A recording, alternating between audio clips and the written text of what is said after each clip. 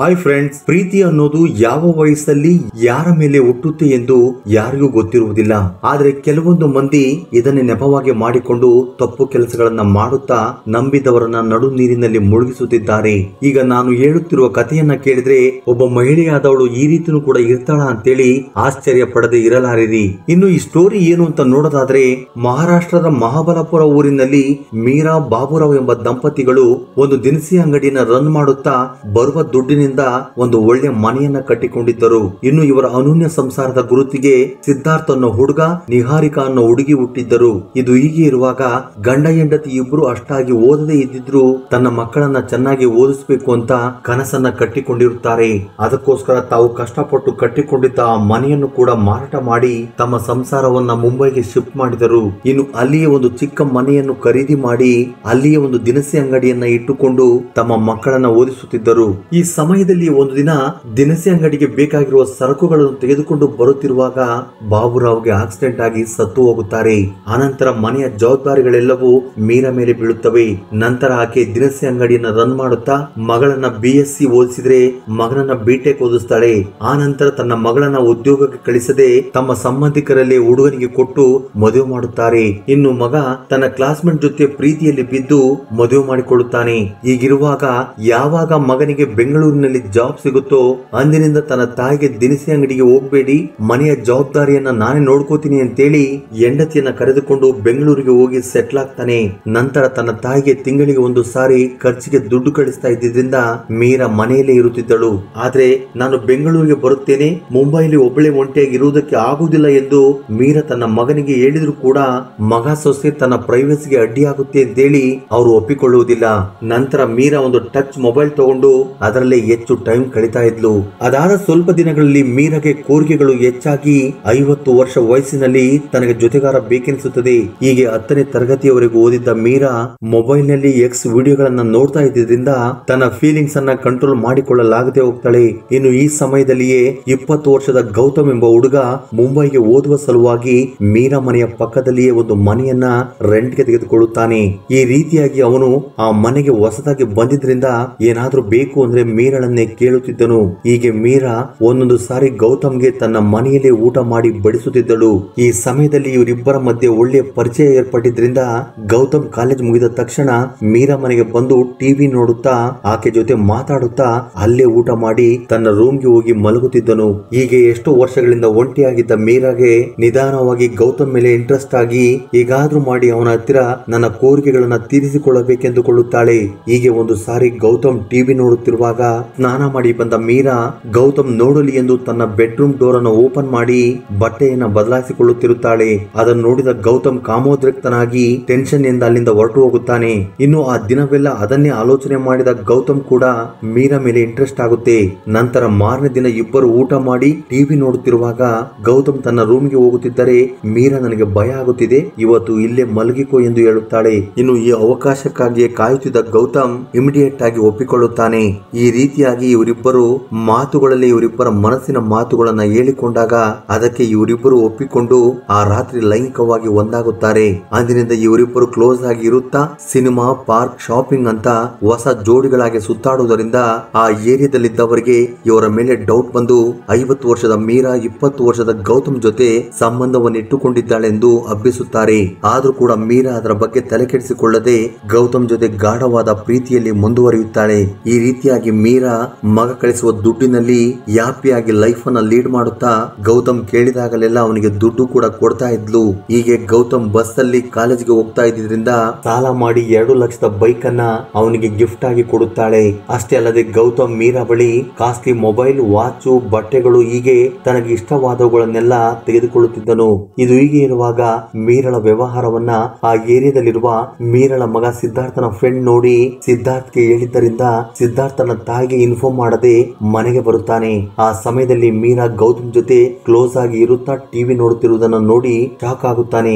ಇನ್ನು ಇದೇ ವಿಷಯದ ಬಗ್ಗೆ ಸಿದ್ಧಾರ್ಥ್ ತನ್ನ ತಾಯಿಯನ್ನ ಕ್ಯಾಕರಿಸಿ ಉಗಿದಾಗ ಗೌತಮ್ ನನಗೆ ಮಗ ಇದ್ದ ಹಾಗೆ, ಒಂಟಿಯಾಗಿದ್ದ ನನಗೆ ಬೇಕಾಗಿದ್ದೆಲ್ಲವನ್ನು ತಂದು ಕೊಡುತ್ತಾ ತಾಯಿಗಿಂತ ಹೆಚ್ಚಾಗಿ ನೋಡಿಕೊಳ್ಳುತ್ತಿದ್ದಾನೆ ಎಂದು ಹೇಳಿದ್ರು ಕೂಡ ಸಿದ್ಧಾರ್ಥ್ ಮಾತ್ರ ತನ್ನ ತಾಯಿಯ ಮಾತನ್ನ ನಂಬುವುದಿಲ್ಲ. ಅಷ್ಟೇ ಅಲ್ಲದೆ ನನ್ನ ಜೊತೆ ಬೆಂಗಳೂರಿಗೆ ಬಾ ಅಂತ ಕರೆದಾಗ ಅದಕ್ಕೆ ಮೀರಾ ಒಪ್ಪಿಕೊಳ್ಳದೆ ಇದ್ದಿದ್ರಿಂದ ಒಂದು ವೇಳೆ ನೀನ್ ನನ್ನ ಜೊತೆ ಬೆಂಗಳೂರಿಗೆ ಬೆಂಗಳೂರಿಗೆ ಬರದೆ ಹೋದ್ರೆ ಪ್ರತಿ ತಿಂಗಳು ನಾನು ನಿನಗೆ ಕಳಿಸೋ ದುಡ್ಡನ್ನ ನಾನು ಕಳಿಸುವುದಿಲ್ಲ ಅಂತ ಹೇಳಿದ್ರು ಮೀರಾ ಮಾತ್ರ ತನ್ನ ಮಗನ ಮಾತನ್ನು ಲೆಕ್ಕಕ್ಕೆ ತೆಗೆದುಕೊಳ್ಳುವುದಿಲ್ಲ. ಇದರಿಂದ ಸಿದ್ಧಾರ್ಥ್ ತನ್ನ ತಾಯಿಯನ್ನ ಬಿಟ್ಟು ಬೆಂಗಳೂರಿಗೆ ಹೊರಟು ಹೋಗುತ್ತಾನೆ. ಅನಂತರ ಮಗಳಿಗೂ ಈ ವಿಷಯ ಗೊತ್ತಾಗಿ ಮೀರಾಳನ್ನ ನನ್ನ ಹತ್ತಿರ ಬಾ ಅಂತ ಕರೆದ್ರು ಕೂಡ ಅದಕ್ಕೆ ಮೀರಾ ನನ್ನ ಪ್ರಾಣ ಇರುವವರೆಗೂ ನಾನು ಆ ಮನೆಯಲ್ಲಿ ಇರ್ತೀನಿ ಅಂತ ಹೇಳಿದ್ರಿಂದ ಮಗಳು ಕೂಡ ಏನು ಮಾಡಲಾಗದ ಪರಿಸ್ಥಿತಿಗೆ ಬೀಳುತ್ತಾಳೆ. ಇದು ಹೀಗಿರುವಾಗ ಗೌತಮ್ ಮೀರಾ ಜೊತೆ ರಿಲೇಷನ್ ನಲ್ಲಿ ಇರುತ್ತಲೇ ಮತ್ತೊಂದು ಕಡೆ ಶ್ವೇತಾ ಅನ್ನೋ ತನ್ನ ಕ್ಲಾಸ್ಮೇಟ್ ಜೊತೆ ಪ್ರೀತಿಯಲ್ಲಿ ಬಿದ್ದು ಅವಳ ಜೊತೆ ಸೀರಿಯಸ್ ರಿಲೇಷನ್ ನಲ್ಲಿ ಇರುತ್ತಿದ್ದನು. ಹೀಗೆ ದಿನಗಳು ಕಳೆದ ಹಾಗೆ ಮೀರಾಗೆ ಗೌತಮ್ ಮೇಲೆ ಪ್ರೀತಿ ಹೆಚ್ಚಾಗಿ ಗೌತಮ್ ನನ್ನ ಮದುವೆ ಮಾಡಿಕೊಳ್ಳಬೇಕೆಂದುಕೊಳ್ಳುತ್ತಾಳೆ. ಆದ್ರೆ ಗೌತಮ್ ಮಾತ್ರ ಓದು ಪೂರ್ತಿಯಾದ ನಂತರ ಒಳ್ಳೆ ಜಾಬ್ಗೆ ಸೇರಿ ಶ್ವೇತಾಳನ್ನ ಮದುವೆ ಮಾಡಿಕೊಳ್ಳಬೇಕೆಂದುಕೊಂಡಿರುತ್ತಾನೆ. ಈ ರೀತಿಯಾಗಿ ಇವರ ರಿಲೇಷನ್ 2 ವರ್ಷಗಳಿಂದ ಮುಂದುವರಿಯುತ್ತಿರುವಾಗ ಮೀರಾ ಗೌತಮ್ಗೋಸ್ಕರ ಮನೆಯನ್ನು ಅಡವಿಟ್ಟು 5 ಲಕ್ಷದವರೆಗೂ ಸಾಲವನ್ನ ಮಾಡುತ್ತಾಳೆ. ಅಷ್ಟೇ ಅಲ್ಲದೆ ಮೀರಾ ಪ್ರೆಗ್ನೆಂಟ್ ಆಗಿದ್ದರಿಂದ ಈ ವಿಷಯವನ್ನು ಕೇಳಿ ಗೌತಮ್ ಶಾಕ್ ಆಗಿ ಆ ಪಿಂಡವನ್ನ ಕರಗಿಸೋಣ ಅಂತ ಹೇಳಿದಾಗ ಅದಕ್ಕೆ ಮೀರಾ ಒಪ್ಪಿಕೊಳ್ಳುವುದಿಲ್ಲ. ಏಕೆಂದ್ರೆ ನಾವಿಬ್ಬರು ಪ್ರೀತಿಯಲ್ಲಿ ಇದ್ದೇವೆ, ಮದುವೆ ಮಾಡಿಕೊಂಡ್ರೆ ಧೈರ್ಯವಾಗಿ ಮಗುವಿಗೆ ಜನ್ಮ ಕೊಡುತ್ತೇನೆಂದು ಆಕೆ ಹೇಳುತ್ತಾಳೆ. ಈ ಮಾತನ್ನು ಕೇಳಿದ ಗೌತಮ್ ಒಂದೇ ಸಾರಿಗೆ ಶಾಕ್ ಆಗಿ ಏನ್ ಮಾಡ್ಬೇಕು ಅಂತ ಗೊತ್ತಾಗದೆ ಒದ್ದಾಡೋದಕ್ಕೆ ಶುರು ಮಾಡ್ತಾನೆ. ಆಗ ಗೌತಮ್ ಈ ವಿಷಯ ನನ್ನ ತಂದೆ ತಾಯಿಗೆ ಗೊತ್ತಾದ್ರೆ ನಮ್ಮನ್ನ ಸುಮ್ಮನೆ ಬಿಡೋದಿಲ್ಲ ಅಂತ ಹೇಳಿದಾಗ ಅದಕ್ಕೆ ಮೀರಾ ಯಾರಿಗೂ ಹೇಳದೆ ಮದುವೆ ಮಾಡಿಕೊಳ್ಳೋಣ ಅಂತ ಹೇಳಿ ಮಾರನೇ ದಿನ ಶಾಪಿಂಗ್ ಗೆ ಹೋಗಿ ಬಟ್ಟೆ ತಾಳಿಯನ್ನ ತೆಗೆದುಕೊಂಡು ಬರುತ್ತಾಳೆ. ಈ ರೀತಿಯಾಗಿ ಟೈಮ್ ಪಾಸ್ ಮಾಡುತ್ತಾ ದುಡ್ಡಿಗೋಸ್ಕರ ಮೇಂಟೈನ್ ಮಾಡುತ್ತಿದ್ದ ರಿಲೇಷನ್ ನನ್ನ ಕುತ್ತಿಗೆ ಸುತ್ತಿಕೊಳ್ಳುತ್ತಿದೆ ಎಂದು ಹೇಗಾದ್ರೂ ಮಾಡಿ ಇದರಿಂದ ಎಸ್ಕೇಪ್ ಆಗಬೇಕು ಅಂತೇಳಿ ಗೌತಮ್ ಮೀರಾ ಹತ್ತಿರ ಹೂವಿನ ಹಾರವನ್ನ ತೆಗೆದುಕೊಂಡು ಬರ್ತೀನಿ ಅಂತೇಳಿ ಅಲ್ಲಿಂದ ಹಾಗೆ ಎಸ್ಕೇಪ್ ಆಗುತ್ತಾನೆ. ಇನ್ನು ಮಾರನೇ ದಿನ ಗೌತಮ್ ಎಷ್ಟೇ ಸಮಯವಾದ್ರೂ ಮೀರಾ ಮನೆಗೆ ಬರದೇ ಇದ್ರಿಂದ ಜೊತೆಗೆ ಫೋನ್ ಕೂಡ ಸ್ವಿಚ್ ಆಫ್ ಆಗಿದ್ದರಿಂದ ಆಕೆ ಏನು ಮಾಡಲಾಗದ ಪರಿಸ್ಥಿತಿಗೆ ಬೀಳುತ್ತಾಳೆ. ಹೀಗೆ ಒಂದು ವೀಕ್ ಆದ್ರೂ ಗೌತಮ್ ಆಗ್ಲಿ ಗೌತಮ್ ಇಂದ ಫೋನ್ ಆಗ್ಲಿ ಬರದೇ ಇದ್ರಿಂದ ನಾನು ಮೋಸ ಹೋದೆ ಎಂದು ಅರ್ಥ ಮಾಡಿಕೊಂಡು ಮೀರಾ ಹತ್ತಿರದ ಪೊಲೀಸ್ ಸ್ಟೇಷನ್ ಗೆ ಹೋಗಿ ತಾವಿಬ್ಬರು ಪ್ರೈವೇಟ್ ಆಗಿ ತೆಗೆದುಕೊಂಡಿದ್ದ ಫೋಟೋಸ್ ಗಳನ್ನ ತೋರಿಸುತ್ತಾ ಗೌತಮ್ ಮೇಲೆ ಕಂಪ್ಲೇಂಟ್ ಕೊಟ್ಟಿದ್ದರಿಂದ 50 ವರ್ಷದ ಮಹಿಳೆಯನ್ನ ಪ್ರೀತಿ ಹೆಸರಲ್ಲಿ ಮೋಸ ಮಾಡಿದ ಯುವಕನೆಂದು ಎಲ್ಲ ಕಡೆಯಲ್ಲೂ ವೈರಲ್ ಆಗುತ್ತದೆ. ನಂತರ ಹೇಗೋ ಪೊಲೀಸ್ನವರು ಗೌತಮ್ ಅಡ್ರೆಸ್ ಅನ್ನ ಪತ್ತೆ ಮಾಡಿ ಗೌತಮ್ ನನ್ನ ಕಸ್ಟಡಿಗೆ ತೆಗೆದುಕೊಂಡು ವಿಚಾರಿಸಿದಾಗ ನನಗೆ ಮೀರಾಳನ್ನ ಮದುವೆ ಮಾಡಿಕೊಳ್ಳುವ ಉದ್ದೇಶವಿಲ್ಲ, ನಾನು ಜಾಬ್ಗೆ ಸೇರಿದ ನಂತರ ಆಕೆ ನನಗೋಸ್ಕರ ಖರ್ಚು ಮಾಡಿರುವ ದುಡ್ಡನ್ನ ವಾಪಸ್ ಕೊಡ್ತೀನಿ ಅಂತ ಹೇಳಿದ್ರು ಕೂಡ ಅಷ್ಟೊತ್ತಿಗಾಗಲೇ ಮೀರಾ ಪ್ರೆಗ್ನೆಂಟ್ ಆಗಿದ್ದರಿಂದ ನನ್ನನ್ನ ಮದುವೆ ಮಾಡಿಕೊಳ್ಳಲೇಬೇಕೆಂದು ಮೀರಾ ಪಟ್ಟು ಹಿಡಿದು ಕುಳಿತುಕೊಳ್ಳುತ್ತಾಳೆ. ಇನ್ನು ಗೌತಮ್ನ ತಂದೆ ತಾಯಿಗಳು ಕೂಡ ಗೌತಮ್ ಗಿಂತ ವಯಸ್ಸಲ್ಲಿ ದೊಡ್ಡವಳಾಗಿರುವ ಮೀರಾ ಹತ್ತಿರ ರಿಕ್ವೆಸ್ಟ್ ಮಾಡುತ್ತಾ ಈ ವಿಷಯವನ್ನ ಇಲ್ಲಿಗೆ ಬಿಟ್ಟು ಬಿಡಿ ಎಂದು ಕೇಳಿದ್ರು ಮೀರಾ ಕೇಳದೇ ಇದ್ದಿದ್ರಿಂದ ಬೇರೆ ದಾರಿ ಇಲ್ಲದೆ ಒಂದು ದೇವಸ್ಥಾನದಲ್ಲಿ ಮೀರಾ ಗೌತಮ್ಗೆ ಮದುವೆ ಮಾಡುತ್ತಾರೆ. ಇನ್ನು ಯಾವಾಗ ಮೀರಾ ಜೊತೆ ಗೌತಮ್ಗೆ ಮದುವೆ ಆಯಿತೋ ಅಂದಿನಿಂದ ಆ ಊರಿನಲ್ಲಿದ್ದವರೆಲ್ಲರೂ ಗೌತಮ್ನನ್ನ ಅಪಹಾಸ್ಯ ಮಾಡುತ್ತಾ ಅವಮಾನ ಮಾಡುವುದಕ್ಕೆ ಶುರು ಮಾಡುತ್ತಾರೆ. ಅಷ್ಟೇ ಅಲ್ಲದೆ ತಾನು ಪ್ರೀತಿಸಿದ ಹುಡುಗಿ ಶ್ವೇತಾ ಕೂಡ ಈ ವಿಷಯ ಗೊತ್ತಾಗಿ ಬೇರೆಯವರನ್ನ ಮದುವೆ ಆಗಿ ಹೊರಟು ಹೋಗಿದ್ದಕ್ಕೆ ಗೌತಮ್ ತಡೆದುಕೊಳ್ಳಲಾಗದೆ ಹೋಗುತ್ತಾನೆ. ಹೀಗೆ ಕೆಲವು ದಿನಗಳು ಅತ್ತೆ ಮನೆಯಲ್ಲಿ ಇದ್ದ ಮೀರಾ ಅತ್ತೆ ಮಾವರ ಚುಚ್ಚು ಮಾತುಗಳನ್ನು ಕೇಳಲಾಗದೆ ಗೌತಮ್ಗೆ ಮುಂಬೈಗೆ ಹೋಗೋಣ ಅಂತ ಹೇಳಿದ್ರು ಗೌತಮ್ ಮಾತ್ರ ಅದಕ್ಕೆ ಒಪ್ಪಿಕೊಳ್ಳಲಿಲ್ಲ. ಮತ್ತೊಂದು ಕಡೆ ಗೌತಮ್ ತಂದೆ ತಾಯಿಗಳು ಮೀರಾ ಹತ್ತಿರ ನನ್ನ ಮಗನನ್ನ ಬಿಟ್ಟು ಬಿಡು ಅಂತ ಪ್ರತಿದಿನ ಜಗಳ ಮಾಡುತ್ತಿದ್ದರು. ಇದರಿಂದ ಮೀರಾ ಒಂದು ದಿನ ಸ್ಟೇಷನ್ಗೆ ಹೋಗಿ ಗೌತಮ್ ಮತ್ತು ಅವನ ತಂದೆ ತಾಯಿಯ ಮೇಲೆ ಕಂಪ್ಲೇಂಟ್ ಕೊಟ್ಟು ವರದಕ್ಷಿಣೆಗೋಸ್ಕರ ಕಿರುಕುಳ ಕೊಡುತ್ತಿದ್ದಾರೆ ಎಂದು ಹೇಳಿಕೆಯನ್ನ ಕೊಡುತ್ತಾಳೆ. ಇದರಿಂದ ಪೊಲೀಸ್ನವರು ಆ ಮೂವರನ್ನ ಅರೆಸ್ಟ್ ಮಾಡಿ 10 ದಿನಗಳ ಕಾಲ ಜೈಲಿಗೆ ಕಳಿಸುತ್ತಾರೆ. ಆ ನಂತರ ಜೈಲಿನಿಂದ ಹೊರಗಡೆ ಬಂದ ತಕ್ಷಣ ಗೌತಮ್ ತಂದೆ ತಾಯಿಗಳು ಮಗನನ್ನ ಒಡೆದು ಬೈದು ನಮ್ಮ ಮರ್ಯಾದೆಯನ್ನ ಗಂಗೆ ಪಾಲು ಮಾಡದೆ ಅಂತೇಳಿ ಗೌತಮ್ ಮತ್ತು ಮೀರಾಳನ್ನ ಮನೆಯಿಂದ ಆಚೆಗೆ ಕಳಿಸುತ್ತಾರೆ. ಇದರಿಂದ ಇವರಿಬ್ಬರು ಬೇರೆ ಸಂಸಾರವನ್ನ ಮಾಡಿದ್ರು. ಸ್ವಲ್ಪ ದಿನಗಳ ನಂತರ ಮೀರಾ ಗೌತಮ್ ಹತ್ತಿರ ನಾನು ಮಾಡಿರೋ ಸಾಲವನ್ನ ತೀರಿಸಬೇಕು, ಅದಕ್ಕೋಸ್ಕರ ಯಾವ್ದಾದ್ರು ಕೆಲಸಕ್ಕೆ ಸೇರ್ಕೋ ಎಂದು ಪ್ರತಿದಿನ ಕಿರುಕುಳ ಕೊಡುವುದಕ್ಕೆ ಶುರು ಮಾಡ್ತಾಳೆ.